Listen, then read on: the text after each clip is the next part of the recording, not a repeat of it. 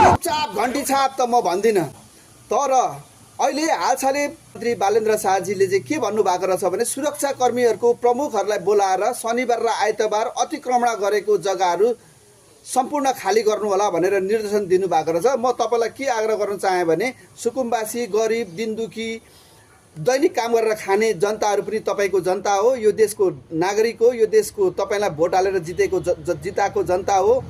पहिलो कुरो सर्वप्रथम तपाईँले व्यवस्थापन गरिदिनु पर्यो, त्यहाँदेखि पछि मात्रै डोजर चलाउनु पर्यो या खाली गर्नु पर्यो। खाली गर्नुपर्छ, त्यो अतिक्रमण गरेको जग्गा चाहिँ सरकारको मातहतमा ल्याउनै पर्छ भन्ने मेरो पनि मान्यता हो।